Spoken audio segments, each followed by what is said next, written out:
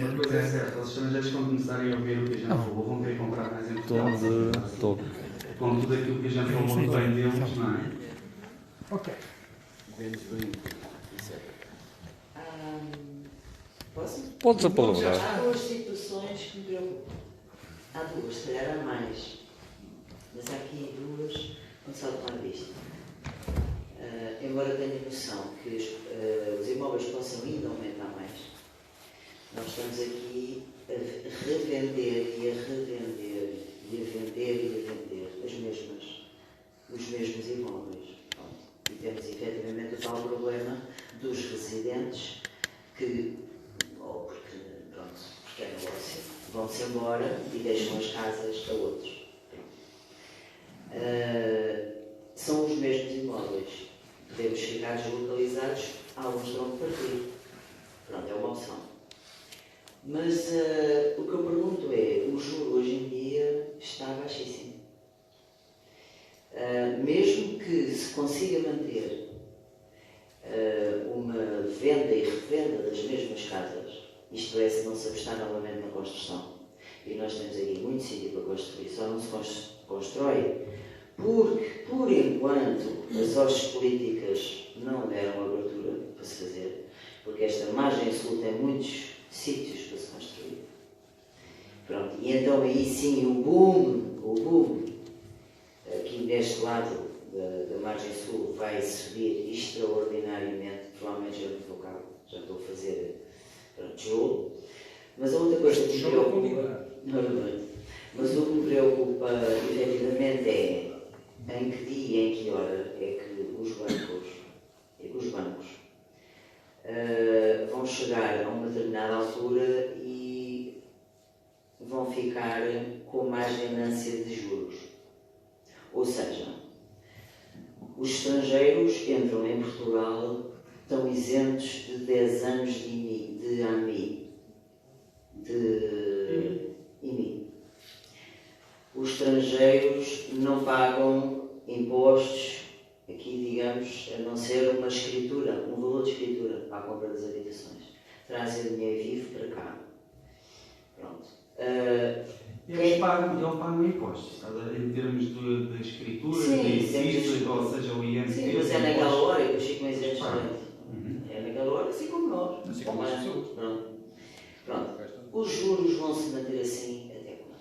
E aí é que vai ser a breca. Porque, pronto, e eu já lancei a confusão, e agora os outros expliquem isto. Porque realmente é esse o ponto que me preocupa. É o que é que vai acontecer no dia em que se vai inverter a agulha em termos de bancos. Porque neste momento, até o novo banco, que veio novo e com o dinheiro limpo do outro banco, já está cheio de dívidas. Portanto, esta história do mercado imobiliário pode até fluir para os estrangeiros, mas para os portugueses vai ser muito mal. É o que eu acho. Sim, eu há uma coisa que, ou seja, o que aconteceu na crise em 2008 foi exatamente a falta, como falámos, de regulamentação no mercado financeiro. Hoje em dia isso não acontece. Hoje em dia temos com muito mais malha muito mais apertada. Há muito mais informação, até mesmo quando uma pessoa vai pedir uma simulação bancária, já comporta com o juro atual, com o juro que já prevê com uma subida de 1% ou 2%. Depois, até mesmo com a própria diretriz agora do Banco de Portugal, a tentar ver já pôr um pouquinho de levantar, tomem atenção aos bancos, que e é um facto que está a acontecer. O financiamento. Acontecia que a taxa de esforço era muito superior àquilo que muitas vezes as próprias famílias poderiam comportar. Ou aí vinham fiadores ou por aí fora. Os bancos hoje em dia não estão a ultrapassar, ou dificilmente estão a ultrapassar até os 40% de taxa de esforço. É muito para menos. Eu já estou a pôr aqui 40% como máximo, porque no Banco de Portugal vinha a diretriz no máximo dos 50%. Vinha agora essa informação. Mas é que atualmente os bancos estão muito mais atentos a toda esta questão de não se ultrapassar as taxas de esforço, da própria quererem as avaliações bancárias, não estão a querer emprestar mais do que 90%, mas o ideal é entre os 80% das avaliações dos valores dos imóveis. Porquê? Porque querem que as pessoas sejam responsabilizadas, e as pessoas são responsabilizadas de que forma? Isso aconteceu com a entrega das casas ao banco no momento da crise, que era um facto que existia. Eu ia ao banco, o target do banco era emprestar, e eu comprava uma casa por 100 mil euros, o banco, eu chegava ao banco, emprestava-me e dizia-me assim, mas deve mais 10 ou mais 15 mil, para o carro, para as mobílias, seja o que for. E as pessoas foram nesse engodo, todos nós fomos nesse engodo, porque não havia tal atenção ou argumentação para isso. E aconteceu com a crise, os preços baixaram. Comprou uma casa por 100, a casa passou a valer 90 ou 85. Mas qual era o problema? É que a dívida era de 115 ou de 120. Ou seja, não só o preço da casa baixou, mas a dívida era superior ao valor, porque o empréstimo era bastante superior. E eu agora pergunto assim, quem estava a vender naquele momento, eu compreendo a sua dificuldade. Não é fácil para nós e para mim, no mercado imobiliário, como vendedor, às vezes chegar ao pé de uma família em que está a vender uma casa pela sua necessidade extrema, que não consegue fazer face à despesa, e eu ter que lhe dizer assim, eu compreendo, mas quando comprou a casa, comprou por 100, mas o banco emprestou de 115, não foi? E o que é que fez com os outros 15? Comprou um carro, comprou com isto, não interessa. E agora acha que o comprador para a sua casa vai querer também comprar a casa, pagar o carro, as mobílias e tudo isso? Não queria. Então, mas isso era o que acontecia. E isso foi o que fez a dificuldade de ter muitas pessoas até depois a poderem vender. O juros subindo agora, a questão vem pela responsabilização que as pessoas estão a ter, e os bancos estão a ter essa noção, que é, e na altura as pessoas entregavam as casas porque não tinham o quê? Não tinham nem posto um cêntimo naquele empréstimo. O banco tinha emprestado tudo e mais alguma coisa. Ou seja, o que é que me leva? Levam uma casa. Mas eu também comprei, o banco é que emprestou tudo. A perca era mínima, entre aspas, mas era mínima. Quando hoje o banco quer que as pessoas ponham capitais próprios, é para quê? É exatamente para precaverem também essa situação, porque todos nós, enquanto o banco me emprestou a totalidade e eu não perco a casa, mas não perco mentalmente, psicologicamente, eu não perco dinheiro, porque não investi dinheiro algum. Hoje é o oposto. Eu hoje, ao dar um sinal, ao dar uma entrada de 10 ou de 15 ou de 20%, eu já não vou querer perder a casa. Porque eu, além de perder a casa, ainda perco mais os 10 ou 15 ou 20% que dei de entrada, que dei de...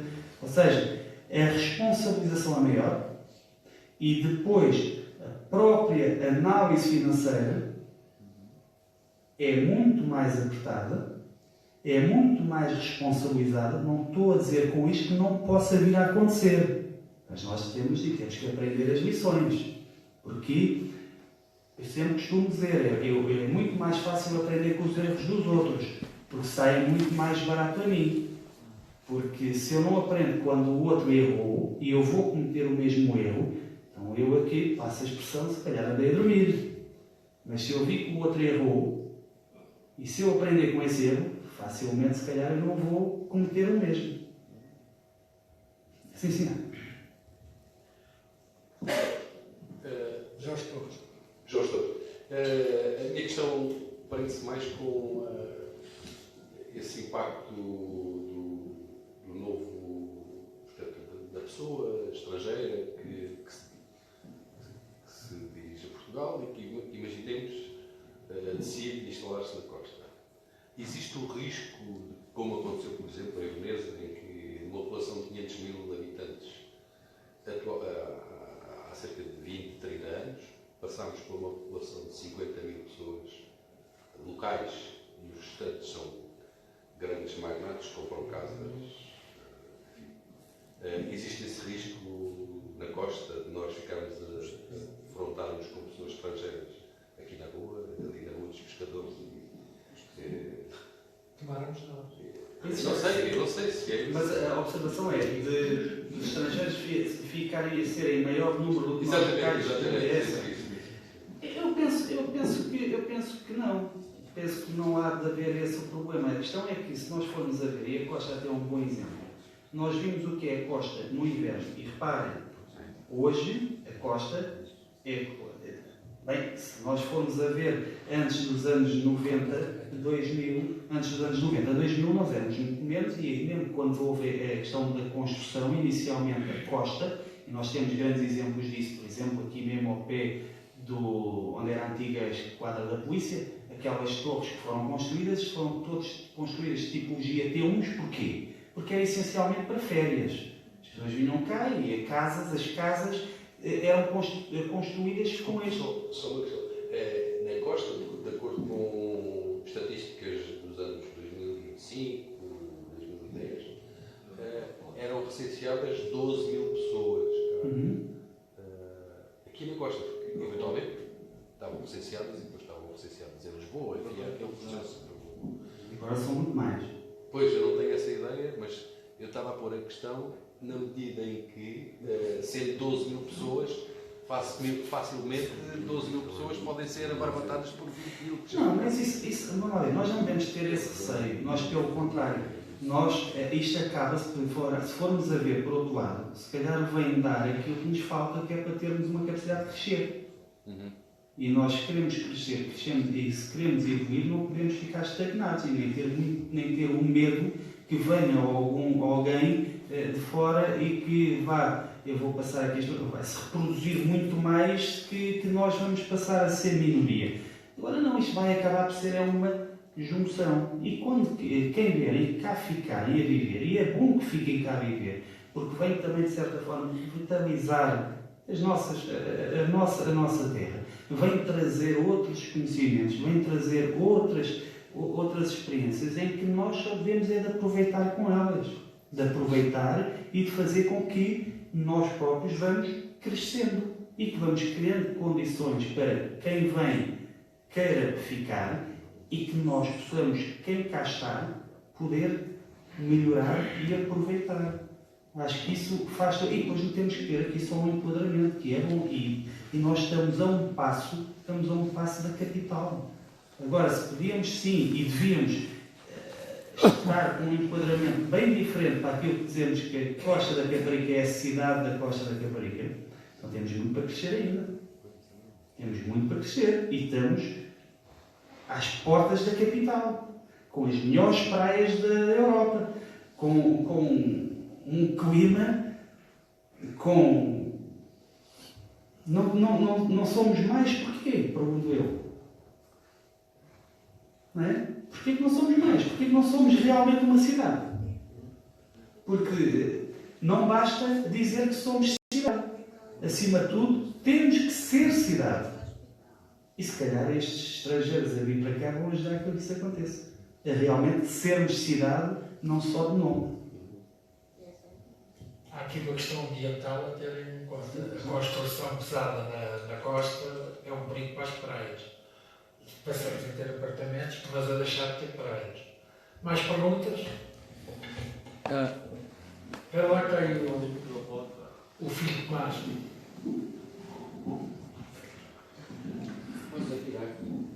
Nós temos o pai Tomás e o filho Tomás. Boa noite a todos. Fiquei agradável, passei aqui de entrada, eu não sabia que hoje era este o tema e fiquei especialmente agradado, porque efetivamente neste momento eu estou a passar por um problema muito grave, que é os meus 2 filhos não saem de casa e eu acho que estamos num país nem mesmo, porque tem sido uma extrema dificuldade eles encontrarem opções para morar. Ao ponto de que a última estratégia foi nós decidimos vender a casa, os pais vendem a casa e tentamos comprar um terreno onde cabem lá 3 famílias que, atendendo aos valores de construção, que são bastante mais fáceis de suportar do que comprar casas feitas aqui na zona. Até nesta estratégia nós já estamos, ou seja, sair da costa, ir para outro local e passar por isso. O que é extremamente desagregador enquanto eu, que nasci aqui e fui criado aqui, E por outro lado, como eu conheço, eu tenho exemplos de funcionários, por exemplo, em que têm a vida toda aqui e só vão praticamente dormir a casa, porque os filhos deixam-nos com os pais aqui enquanto estão a trabalhar, às vezes os filhos estão aqui na escola, estão aqui nos infantários, e a nossa sociedade não protege estes nossos jovens que saem de casa. E o que me deixa preocupado não é o facto dos estrangeiros virem para cá, é o facto de eu ver que a especulação pode tomar conta, uma vez que a oferta não está a acompanhar a procura. Porque durante estes últimos anos os portugueses também se abstiveram de correr riscos. Ou seja, isso quer dizer que as pessoas não compraram muitas casas e, portanto, o mercado esteve naturalmente parado. E agora foi redescoberto. E junta-se aqui um bocadinho a fome com a vontade de comer. São os portugueses que estão a descobrir o dinheiro que vem de fora dos estrangeiros, não é? Porque eles às vezes não pagam impostos, mas se morarem cá, vão pagando o IVA e as faturas e vão contribuindo de forma indireta, que não seja nesse tipo de impostos logo nos primeiros anos. E isto para dizer o seguinte, que dizia alguém, que eu não consigo dizer o nome, que quando se quer ver a evolução de uma cidade é olhar para quantos guindastes se vêem ao longe pela janela. Eu aqui há pouco tempo estive no LX Factory e olhei pela janela e verifiquei que daquela janela eu consegui ver 10 guindastes em Lisboa. Há muito tempo que eu não via tanto guindastes em Lisboa, naquela zona de Alcântara. Isso significa que há construção e que a oferta vai, de alguma forma, ser, digamos, satisfeita. Aqui na nossa zona, eu não vejo isso. Eu vejo que a construção não arrancou sequer ainda. E isso preocupa-me porque, efetivamente, entre uma bolha e uma especulação, não sei muito bem o que é pior. Porque quem tem casas, eu tenho uma pequena casa para alugar, num estúdio, nem sequer é uma. E tenho uma pessoa que me aluga a casa para não passar. Todos os anos ela me aluga a casa. E o ano passado aluguei a casa por 250 euros por semana, no mês de agosto. E o senhor disse neste ano para não alugar por menos de 500. Quer dizer, isto para mim até pode ser bom, mas eu não vejo isto de uma forma muito. Para já sinto-me envergonhado. Quando às vezes alguém me pergunta, e eu tenho quase vergonha de dizer que um estúdio custa 250 euros. Mas essencialmente estou a viver isto na pele pela questão dos meus filhos. Portanto, eu neste momento ando à procura de 2 casas, 3 casas, um terreno, estou à procura de todas as opções possíveis e não consigo encontrar nada que me agrade. Muito obrigado, era só. Além de eu poder dizer que eu tenho todo o gosto em ter-te ajudar, tens um colega aí atrás de ti que está sempre muito eufórico para poder ajudar-te e já está aí com o cartão na mão. E não tem faltado quem mostra interesse em ajudar, mas. O que é preciso é ter a matéria-prima. Deixa-me dizer uma coisa que é importante nós estarmos a ver e referiste bem agora sobre até a questão do alojamento local. Se nós tivermos em conta que a falta do arrendamento e quem tem, neste momento também, em vez de arrendar ao ano e ter aquele receio se vai correr bem, se não vai correr bem, se a pessoa vai pagar, se não vai pagar, se a pessoa vai danificar a casa ou não vai danificar a casa. Acima de tudo, a possibilidade desse aumento de 150 euros ou de 500 euros que podes arrendar agora tem sido uma vertente em que tem ajudado e tem tomado a decisão em que quem tem certas das habitações ponha-se no alojamento local do que no arrendamento ao ano. E isso retira mais casas para o arrendamento ao ano. Porém, também se está a tornar uma fonte de rendimento em que, se nós repararmos, isto aqui vai... podemos ter aqui uma análise, que eu não quero entrar por aqui, mas uma análise muito simples. Nós hoje em dia estamos, na altura da crise, atingimos um desemprego quase a 18%, não é?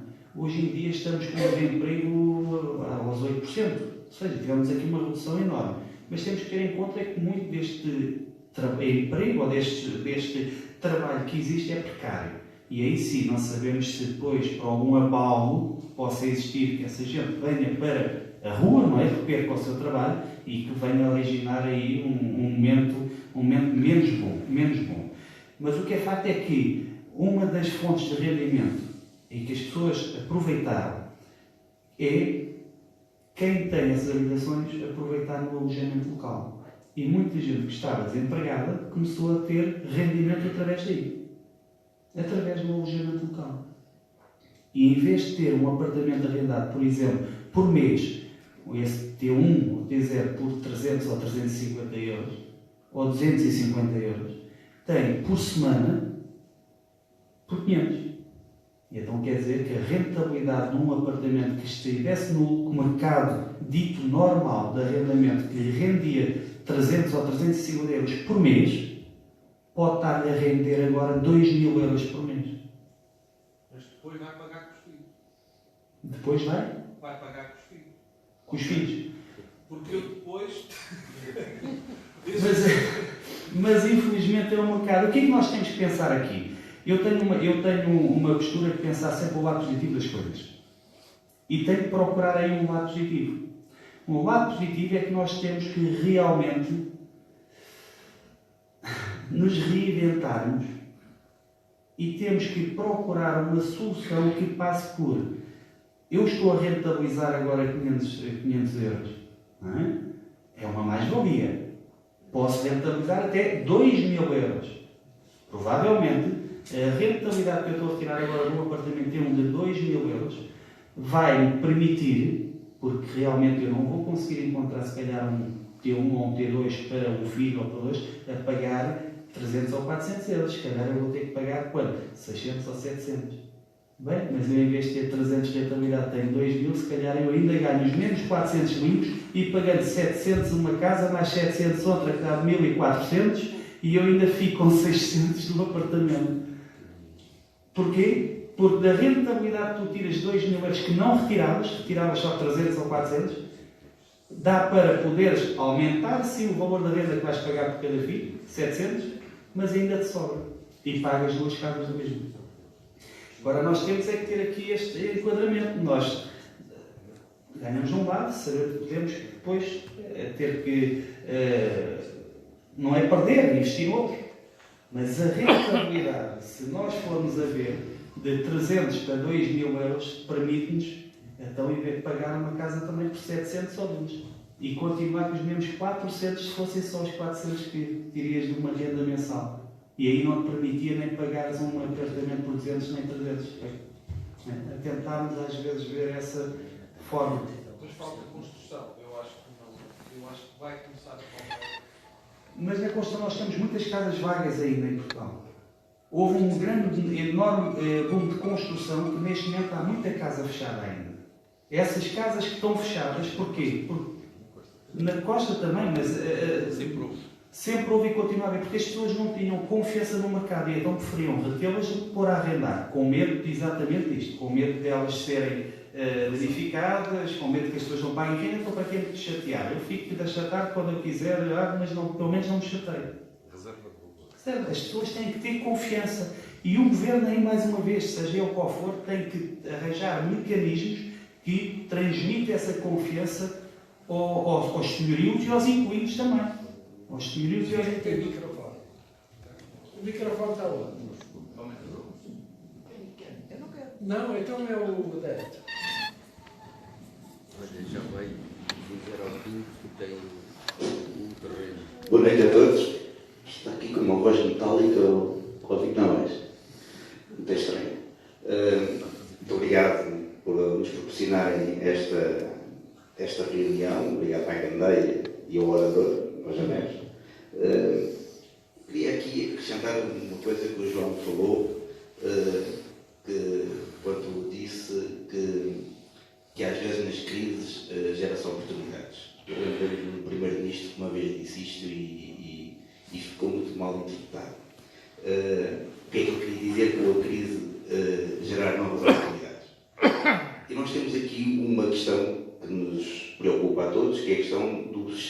financeiro e do financiamento para a habitação. E com esta crise que aconteceu em Portugal, mas também aconteceu na nossa vizinha Espanha, que também estava muito alicerçada na habitação, a Comunidade Europeia também teve que olhar para isto e ver aqui uma nova perspectiva de como é que iria ser regulado o mercado financeiro. E daí criou o DMIF, que é a Diretiva de Mercados de Investimento Financeiro, em que passou a regular toda a forma de como, de futuro, se passa a financiar quem alguém quer recorrer à banca. Isto acontece para quem vai fazer o empréstimo particular, mas também vai acontecer para o investidor que vai ter que voltar, o construtor que vai ter que voltar a construir e a querer se financiar na banca para fazer construção.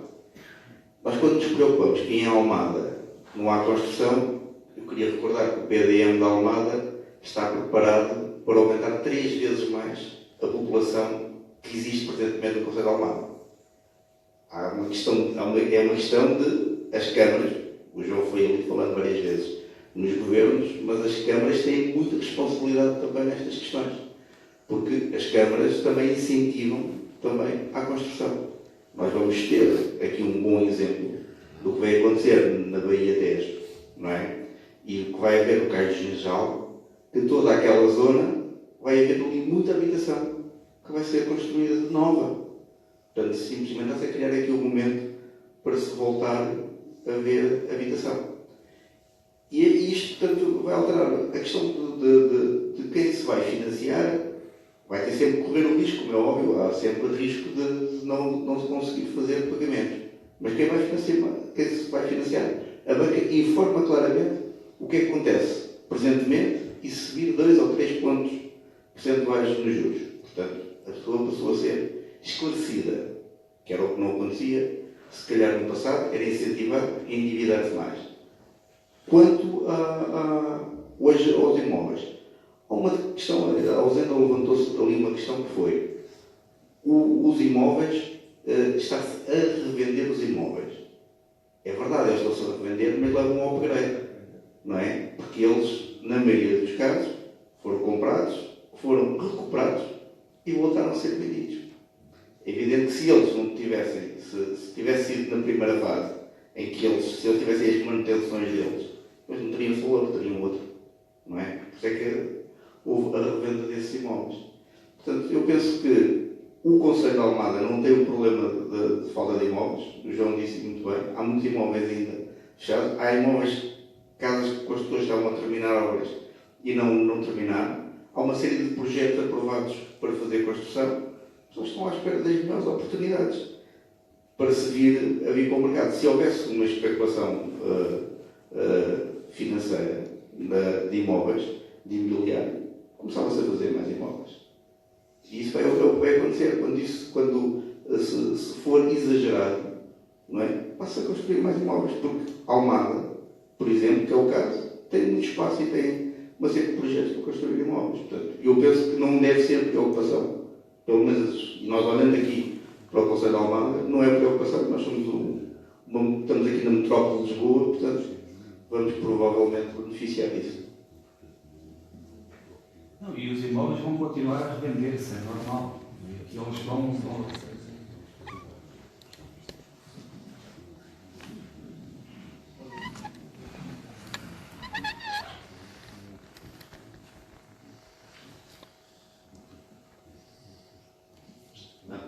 Boa noite a todos.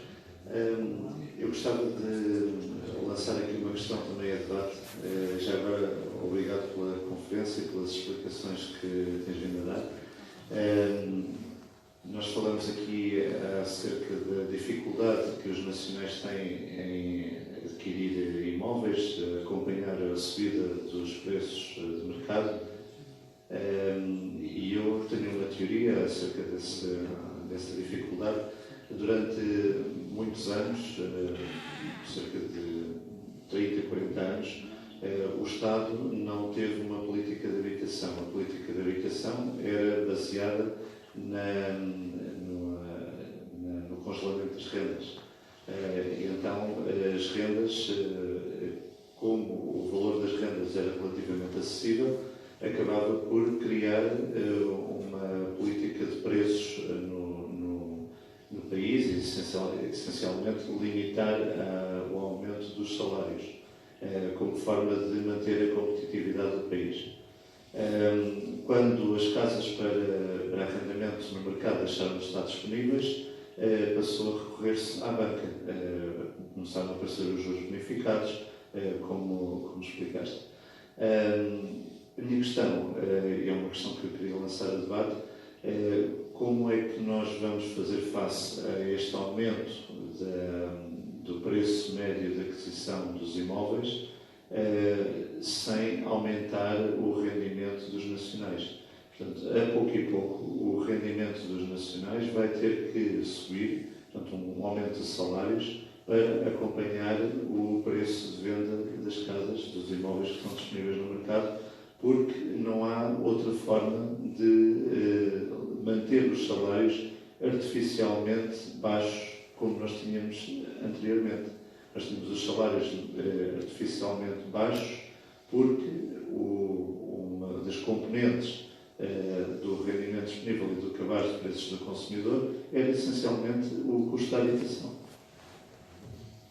Eu deixava esta questão agora aqui para debate. Não sei quem é que quer participar.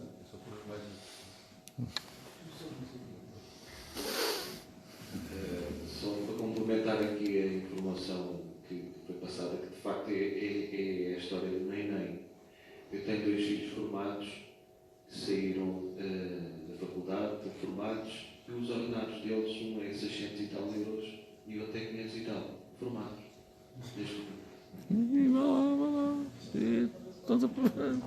Estão a pagar bem. Estão a pagar bem.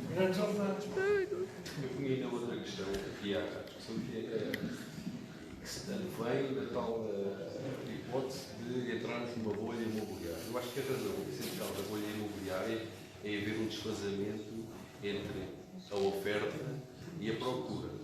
O que acontece do lado da procura é que o nosso cenário em Portugal é de termos um crescimento demográfico muito fraco. Temos as menores taxas de crescimento demográfico da Europa. Não há bebés, digamos assim. Portanto, Temos nada. 33% de gajos, pá. Num saco à espera. Gajos bem qualificados, já prontinhos e não sei quem. já feitos, não é? Já feitos. Esse é um facto que se pode alterar exatamente com a vinda de mais estrangeiros. Sim, exatamente. E isso invoca na outra questão da descaracterização da terra. Mas eu acho que, geralmente, essa questão da bolha imobiliária é mesmo decorrente de um desfazamento entre a procura e a oferta. Isto é, se nós começamos a construir, ainda por mais, num concelho onde há imensas casas para arrendar ou para vender, enfim, para utilização, sem utilização, digamos assim. Mas já agora ponho essa questão para discussão. Eu acho que desde que começou um fenómeno chamado globalização, que nós temos que estar bem, ou seja, deixou de termos o nosso quintalzinho como o nosso quintal. Ou seja, nós culturalmente iremos ter sempre as nossas raízes e iremos sempre ter e devemos ter a nossa cultura, mas o que é facto é que hoje em dia nós estamos ligados ao mundo, todos nós, basta através de um telemóvel, seja o que for. Ou seja, a globalização fez exatamente com que isso acabe por acontecer e haver essas misturas de novo. Em relação ao que estava a ser aqui até comentado sobre o claro, eu acho que nós devemos tentar e olhar como o aumento dos ordenados e do poder de compra. Isso sim vai fazer, é uma das formas de tentar fazer face e de acompanhar a este poder de compra que vem de fora. Agora, como é que isso é possível e será possível? Pois aí eu também não sei bem, porque se fosse possível já ia dizer que vamos aumentávamos e por fora. Mas realmente que seja também uma forma de olharmos e sabemos que temos que dar mais competitividade e o aumento dessa competitividade é o aumento do poder de compra. E para ser o nosso poder de compra aumentar, passa realmente pelos nossos salários e por aí fora aumentar. Mas a razão do que o João estava ali a comentar sobre 40 anos em que nós tivemos as vendas congeladas, isso é verdade. E de certa forma também fazia com que os próprios ordenados, os salários não aumentavam, eram baixos, porque faziam face às rendas que também eram baixas. O que é certo é que com isto da crise, esse panorama alterou-se. E alterou-se porquê? Porque até mesmo com a crise deu-se aqui um fenómeno que há pouco não falei, que também é só interessante realçar, e que as pessoas também despertaram um pouco, que era, nomeadamente os jovens, com o facto de terem uma hipoteca às costas, passa a expressão. Com a crise veio o desemprego. E muitos dos jovens, e até foram convidados a ir procurar oportunidades no estrangeiro e tudo, como bem todos nos lembramos, não é? E que foi muito falado nisso, mas o que é facto é que os jovens, quando tinham uma hipoteca, viam-se ali com uma casa às costas. Viam-se com uma casa às costas, estavam presos a uma hipoteca. E isso, querendo eles partir mesmo para o estrangeiro, levantava-se um problema. Então o que é que eu faço à minha hipoteca? Que eu todos os meses tenho que lá pôr o dinheiro, porque senão entra em cumprimento. Ajuda-me. Ou pôs casas no mercado de arrendamento, porque não se vendiam, e então aumentou um pouco a oferta para o arrendamento.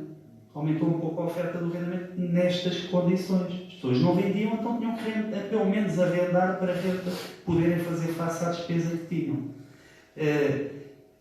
Hoje, e os jovens naquele momento começaram a pensar que então mais vale se calhar nem comprar.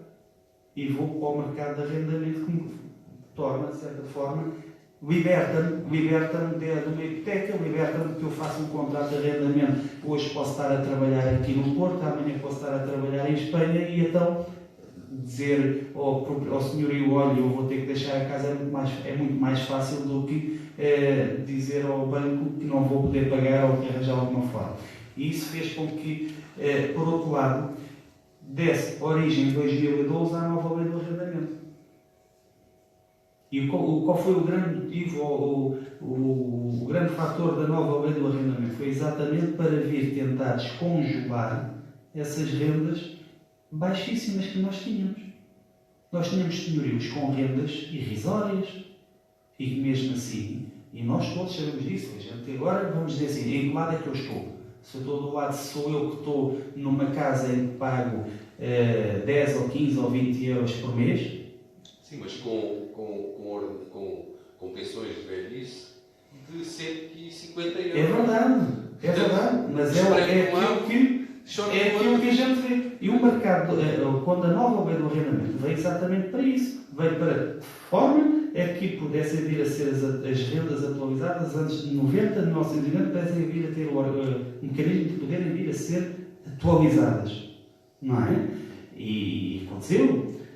Após o próprio lei do arrendamento, veio o quê? Veio o Banco Nacional, o Balcão Nacional do Arrendamento, que era para quê? Para agilizar até mesmo essas ações de despejo, a quem não pagava.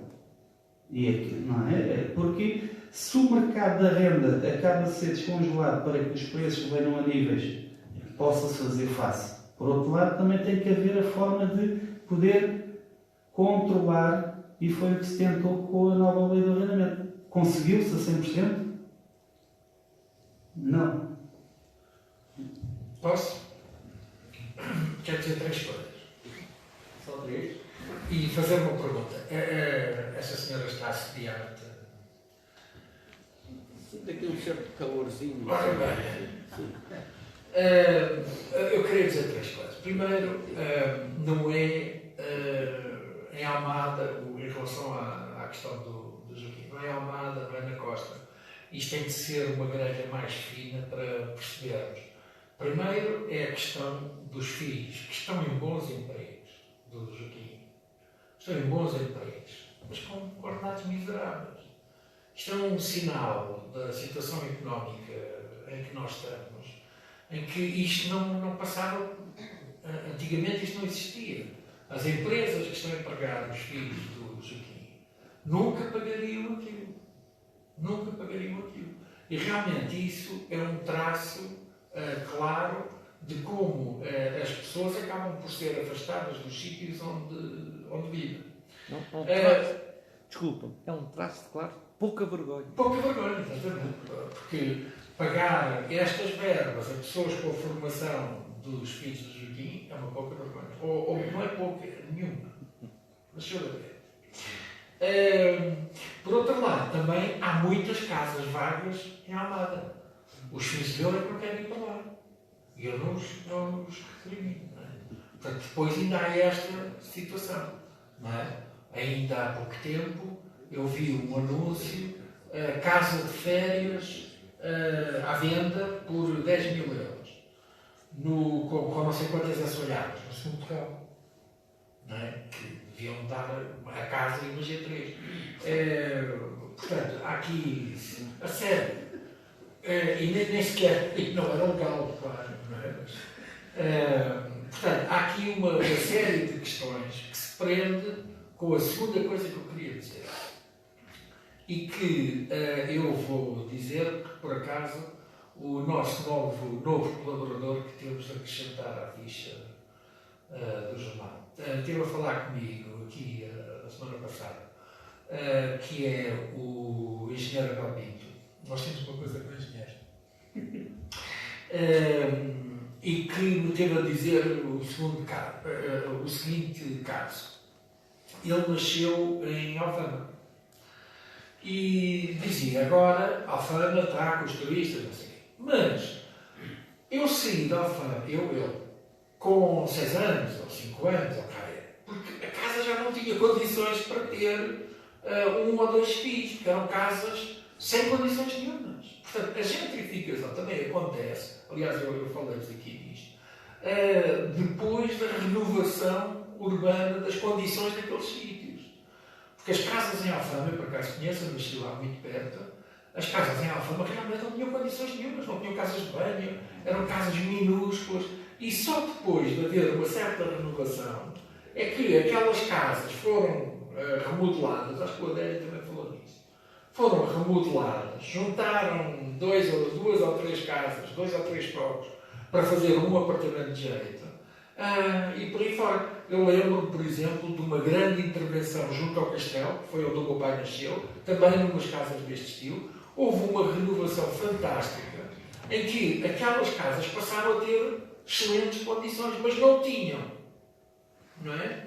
E há uma outra coisa que nós não nos podemos esquecer. Eu tenho muito presente a situação de há 6 anos, em que nós nos queixávamos, 6, 7 anos, nós queixávamos de Lisboa estar deserta.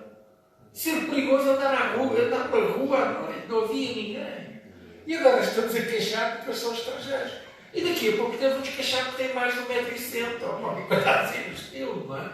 Portanto, há que ter aqui, realmente, os processos de transformação são custosos, são difíceis, custam, não é? Mas há que ter aqui uma certa, como o João Neves dizia, uma certa capacidade de adaptabilidade. É a adaptabilidade que define a sobrevivência. É a nossa grande capacidade como seres humanos. Deixa-me só, se me permites, dizer-te o grande exemplo que é a Alfama e os bairros históricos de Lisboa, da gentrificação. Porque há 15 anos atrás, ou há 16, 17 anos atrás, quem é que ia à Alfama? Quem é que ia aos bairros históricos? Íamos lá uma vez por ano. Na altura do quê? Do Santo António. Não é? E depois vinhamos embora. Deixa lá estar as gentes do bairro, não é? Vinhamos embora. Agora não. Agora vamos lá querer comprar uma casa. Vamos lá querer comprar uma casa em Alfama. Essas ditas casas pequenas e tudo isso.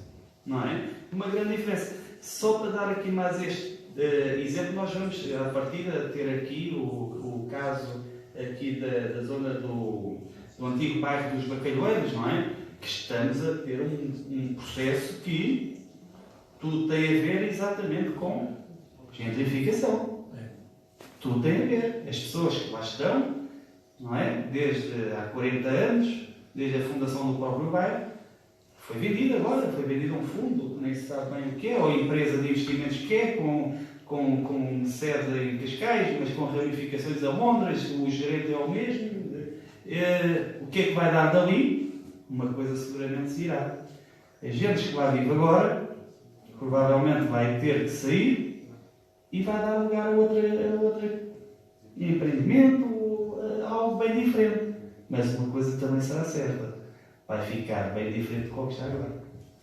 Eu quero dizer mais duas coisas, só uma é que é minha, que não disse a terceira. Mas quero dar voz ao André Clemente, que é um dos muitos milhares que nos estão a seguir pela internet, e que diz o seguinte: na minha opinião, o desenvolvimento da costa passa por um plano nacional e europeu de investimento de grande escala, tipo Casino Branco, Cassiano Branco, com a garantia possível sobre o avanço do mar.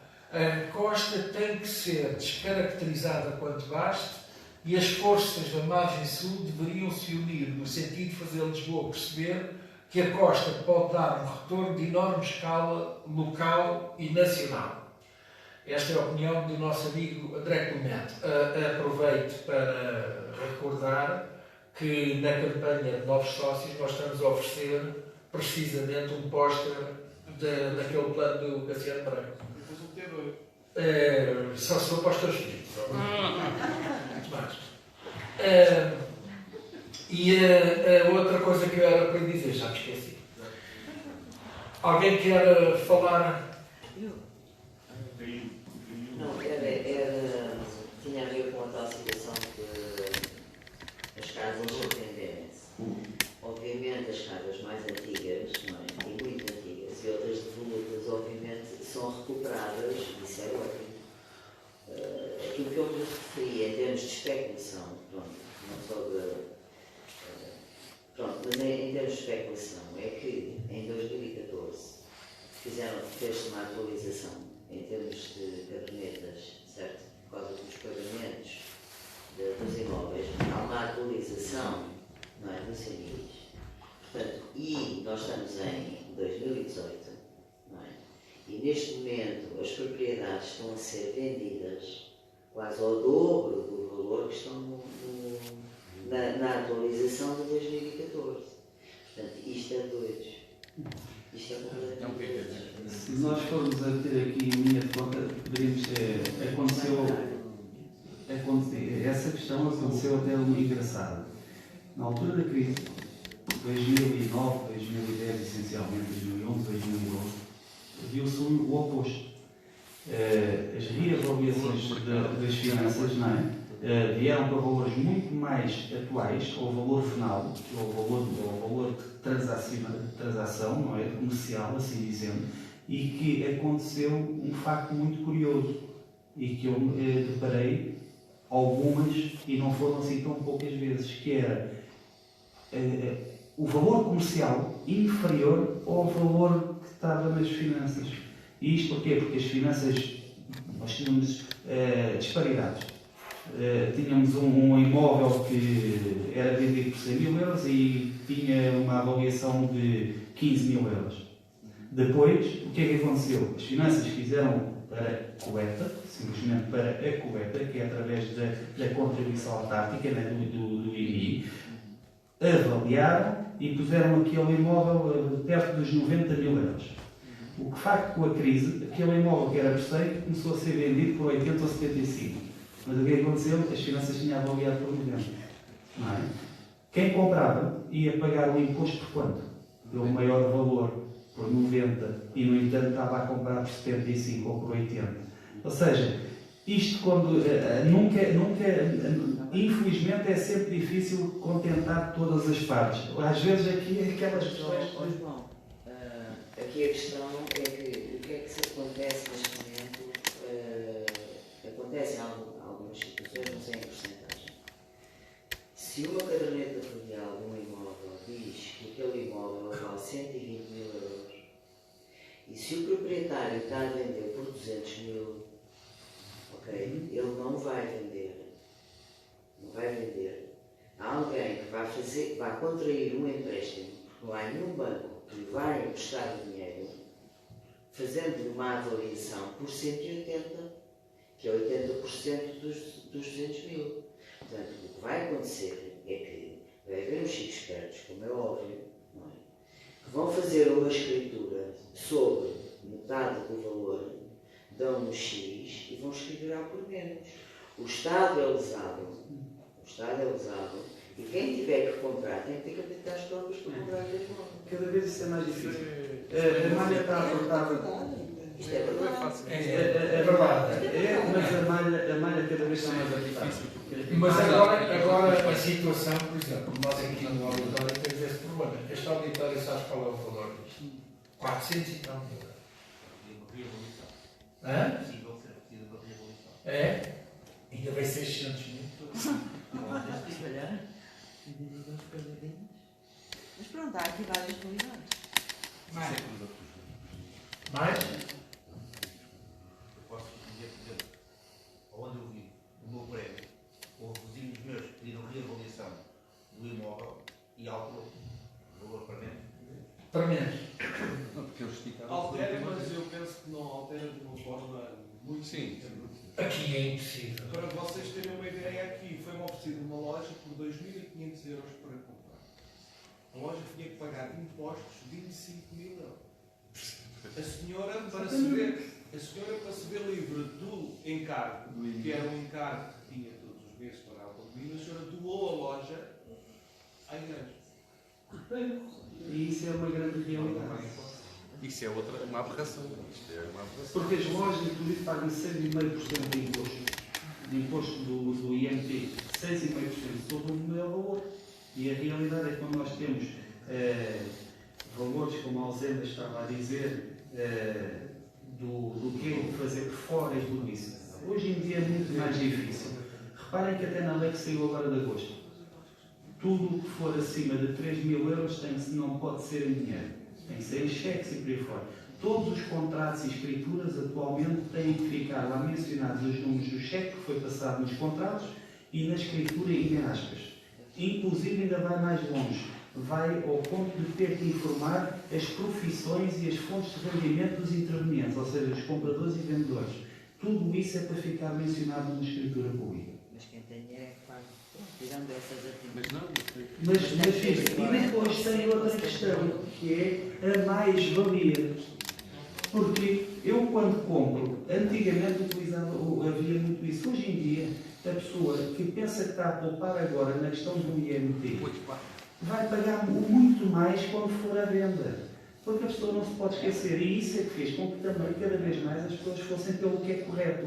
Porquê? Porque eu comprava por 150 e escriturava por 100. Poupava 50 mil euros, não é? Acredito. Hoje em dia até isso é complicado ir buscar 50 mil euros. Não. Só quem tem muito e anda aqui nem meios é que tem e vem. Sim. Estrangeiros trazem. Isso é um facto. Mas a realidade é que no amanhã, e eu vou vender por 200, por exemplo, ou vejo 150, e a diferença não é só de 50, é 100. O pagamento desta mais-valia é muito superior àquilo que tinha pago se pagasse o imposto. Acontecia igual. Ou seja, na revenda, a pessoa também declarava o valor todo. Só que isso é a pescadinha de rabo da boca que hoje em dia deixou de existir. Eu também concordo. Hoje em dia deixou de existir. Passado era assim. Era assim porque nem havia a questão da mais-valia. Agora, quando a mais-valia veio, quando a malha começou a ser apertada alto, quem pagou e teve que pagar mais-valias começou, não. E depois, quem compra, disse, não, então vou fazer as contas. Basta a gente ver, eu vou pagar o imposto correto pela venda que eu faço, pela compra que eu faço. E vou pagar 5 mil euros de impostos. Se eu declarar por menos, quanto é que eu poupo? Se calhar, em vez de pagar 5, vou pagar 3,5. Foi 1.500 euros que eu poupei. Então, e amanhã, quando eu for vender? Paga o dobro. A menos que aconteça o que aconteceu. Foi desvalorizaram e se eu tivesse pago o valor todo, ia perder ainda depois. Mas hoje em dia isso já... E repara no exemplo que tu disseste agora até da loja. Repara no exemplo que deste, ou seja, cada vez mais, e eu não posso dizer que esteja mais a favor do que estou em relação a isto. Eu acho que as coisas têm que ser corretas, têm que ser dentro do que é a legalidade, que todos só temos a ganhar com isso. E transparentes. Só todos temos a lucrar com isso. Porque fazemos, e nós, na minha profissão, ou seja, só tenho a lucrar em que tudo seja o mais claro possível, é que as pessoas sabem aquilo que estão a fazer, sabem naquilo que estão a incorrer, sabem o que é que compram agora, sabem o que vão ter no futuro, há melhor que isso. Mas tens proprietários que te dizem isso, não tens? Há proprietários que possam dizer, há compradores que possam o dizer, mas eu tenho sempre é informar tudo da melhor forma e o mais correto. E aí sim, digo e incentivo a que seja tudo o mais correto possível, porque não pode ser de outra forma, nem deve ser de outra forma. E faço ver por A mais B, é isto que vos disse agora. O que você vai querer poupar agora, vai pagar mais à frente. E para quê? E para quê? Nem vale a pena. Para nem falar depois, porque se eu assim o fizesse, era conivente também com isso. Era conivente. Mais? Ok. Deixem-me só dar algumas informações. O próximo República vai ser uma apresentação do Reinaldo Ribeiro sobre Cuba. Assim, de repente, parece-me que é dos últimos países comunistas. Como? E, portanto, vai ser uma discussão, um debate engraçado. Ele esteve em Cuba há 15 dias, pouco mais. Este fim de semana vamos ter um cartaz interessante. No domingo, um espetáculo para crianças. No sábado, ajude-me lá, Henrique. Sábado é o Teatro Ocidental Praia? Não. Já foi. Ah, não, é o outro. Vão agrandar em ponto PT para lá tudo. E para a próxima semana, o LAL com o Cerco da Almada. O implacável Cerco da Almada. O implacável Cerco da Almada. Penso que é tudo. Resta-me agradecer a vossa presença e as várias pessoas que nos seguiram. Já agora amanhã há ensaio do coro para quem quiser vir. O ensaio do coro e ensaio de teatro na quarta e quinta. Portanto, continuamos a toda a brisa. Agradecer ao João Neves a forma dinâmica e extremamente interessante de como apresentou esta situação que nós estamos a viver e que tudo indica que se vai acentuar nos tempos mais próximos. Ainda bem, da tua ótica, na verdade. Sim, claro. E agradecer a vossa presença e já agora agradecer a minha presença também.